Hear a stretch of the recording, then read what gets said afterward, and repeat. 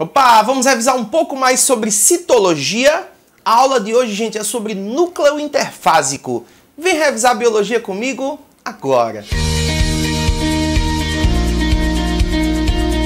E aí, fofinhos, beleza? Eu sou o professor Jean Brito e esse é o canal Biologia na Veia, um canal de apoio aos seus estudos, e aqui a gente vai revisando o conteúdo de biologia com o objetivo de te ajudar você a conquistar o seu objetivo, a sua aprovação, tá bom?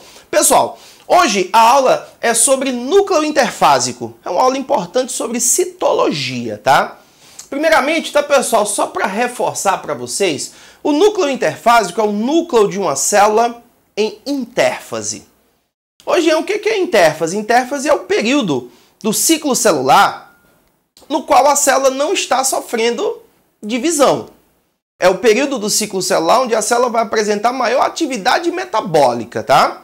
Então, quando a célula estiver em intérfase, essa célula não está se dividindo. Isso quer dizer que o núcleo vai ficar bem evidente. É óbvio, tá, pessoal, que eu estou me referindo aqui às células eucarióticas, tá? Isso aqui não existe em célula procariótica. Então, essa aula é uma aula sobre célula eucariótica, já que é a única célula que tem núcleo. O que a célula procariótica tem, tá, gente, é um nucleóide, que seria algo semelhante a um núcleo, e não entra aqui nessa composição, tá? Fiz um desenho bonito aqui para vocês, ó, para representar o núcleo interfásico, que é o núcleo da célula em intérfase, tá bom? Gente, então isso só vale para células eucarióticas, tá? Só para reforçar para vocês, gente, a maioria das células que a gente vê eucarióticas, né, vai ser célula classificada como mononucleada. São células que têm um núcleo só em sua composição. Só que existem células anucleadas, né, como é o caso da hemácia, por exemplo. Existem células multinucleadas, como acontece nas nossas células musculares dos músculos estriados esqueléticos. São células multinucleadas, tá? A maioria das células que a gente vê, que a gente conhece, tem um núcleo só em sua composição, tá? Na maioria das vezes meio arredondado, mas pode variar dependendo da célula. E qual a importância desse núcleo, gente? É nesse núcleo da célula que está o material genético dela, o DNA, que a gente não consegue ver, a gente vê só algumas manchas no núcleo da célula, tá? Inclusive esse núcleo, ele vai colorir, né, com o método de coloração, ele vai colorir com corantes básicos. Eu preciso que vocês lembrem, né, que os corantes básicos, eles colorem estruturas ácidas. O núcleo, ele é ácido, porque dentro dele tem ácidos nucleicos. Daí ele vai colorir com corantes básicos, tá? Daí a gente consegue ver bem o núcleo e diferenciar esse núcleo do citoplasma, tá joia? Vem para cá, pessoal.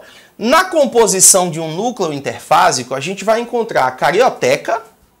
Lembra? A carioteca é exclusiva de eucariontes, é uma das principais diferenças entre célula eucariótica e procariótica, né? Essa carioteca ela é constituída por duas membranas, ó. Uma membrana externa e uma membrana interna. Entre essas duas membranas tem um pequeno espaçozinho, meio que virtual, né, quase, chamado espaço perinuclear. É o pequeno espaço entre a membrana interna e a membrana externa da carioteca, tá bom? Então a carioteca é formada por uma dupla camada de membranas. A provável origem da carioteca, tá, gente, a gente acredita fortemente que a carioteca tenha se originado a partir da evolução da célula eucariótica com a ocorrência de invaginações de membrana. Invaginações de membrana teriam dado origem a essa estrutura que hoje a gente chama de carioteca, tá?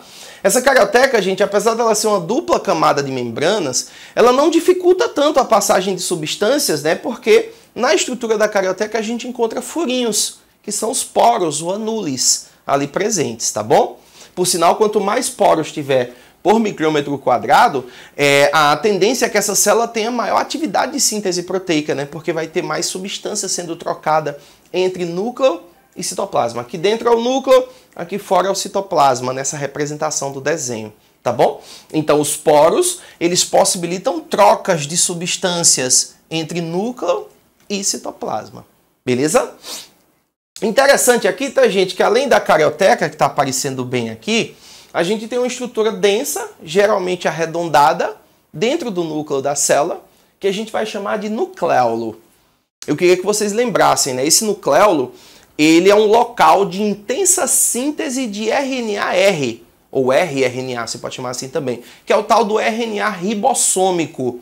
No nucleolo, nós temos um local de intensa síntese de RNA-R. Aí, gente, o RNA-R se junta a grãos proteicos, né, formando grãos de ribonucleoproteínas. Então, a atividade do nucleolo favorece a formação dos ribossomos. O ribossomo ele é formado por duas subunidades, né? Cada subunidade é formada por grão de ribonucleoproteína.